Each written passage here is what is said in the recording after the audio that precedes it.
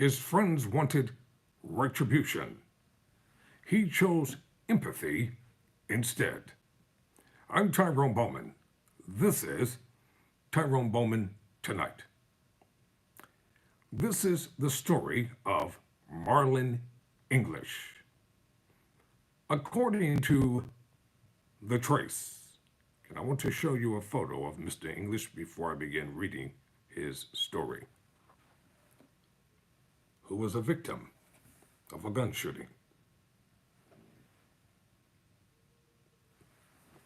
So let's talk about it tonight on Tyrone Bowman Tonight. Quote, I always knew I would get shot.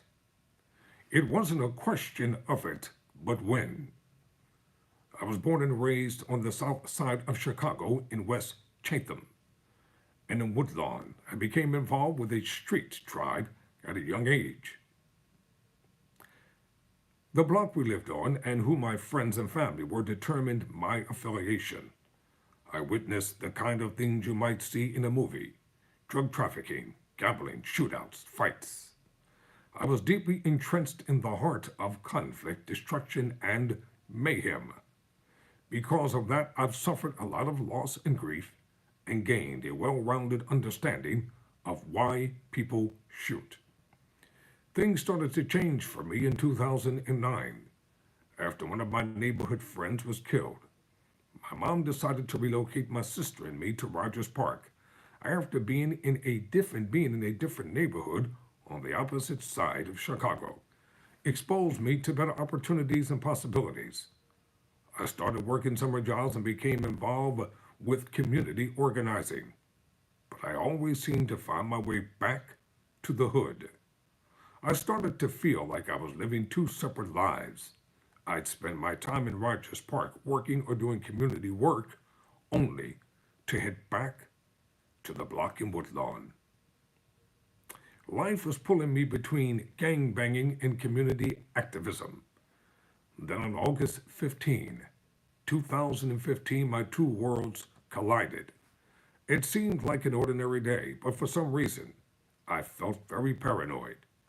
I received a call from one of the homies asking me to keep a peace circle with some members of our street tribe. There was a lot of infighting. He knew I was leading peace circles to squash conflicts on the north side and asked me to help. On my way to 61st and Kemp Park, I took the scenic route to avoid running into the opposing side. When I arrived, we were all hanging on the street like we normally did. I observed a car passing by with two guys who appeared to be staring at us. Soon after, the same car drove past the gang. That's when I heard the loud explosions and saw sparks flying. My ears rang as I tried to move out of the gunfire that rained upon us. I felt a sharp burning sensation in my right hand and wrist. When I stopped to check on myself, I noticed a hole in my shirt near my lower abdomen. I immediately sat down. My friends rushed to me in a panic and called an ambulance. I remember being in pain and feeling anxious that I wouldn't get to the hospital in time, knowing the long journey would be long because the South Side didn't have a trauma center. Excuse me. Family, friends, and my activist community all came to visit me in the hospital. While I felt like my life had always been characterized by chaos, their presence made me realize I was also surrounded by a lot of love. Getting shot made me witness how valuable I am to a lot of people. I spent the next 6 months recovering at my uncle's house. The bullet that entered my stomach damaged my kidneys, colon, and intestines. I could no longer use the restroom on my own, which meant I had to wear a colostomy bag. That was extremely humbling. I didn't want to eat much or really be around people. While I was embarrassed by my physical condition, my recovery also gave me the chance to sit and reflect on my life for the first time. I realized that I could have been dead. I became grateful to be alive and have the opportunity to improve not only my life, but the lives of the people around me. Strangely enough, Getting shot put me in a position to be stronger and wiser. I began to think about people in my community who were constantly in a state of mourning for the loss of loved ones or for themselves, and I didn't want that for myself.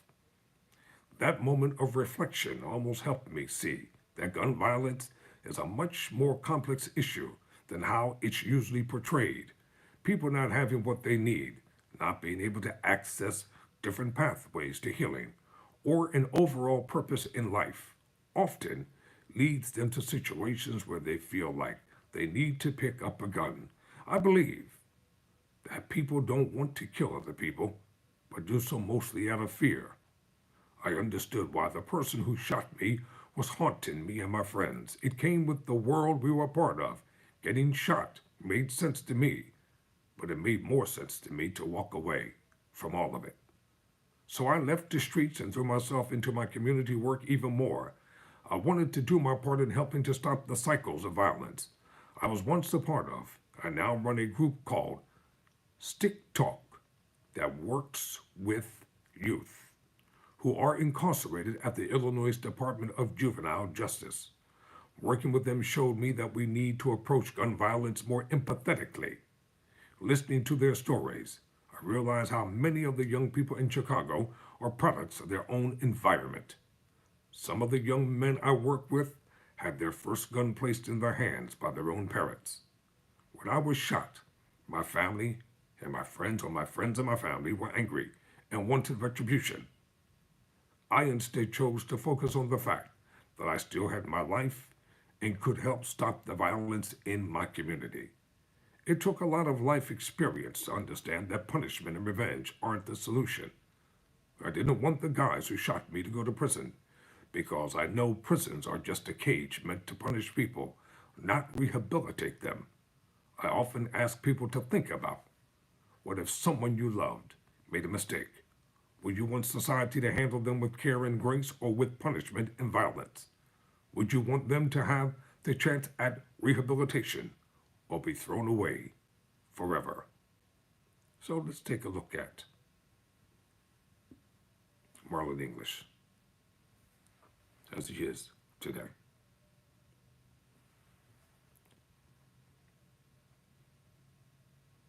Seems like he's taken up gardening. That's one of his hobbies.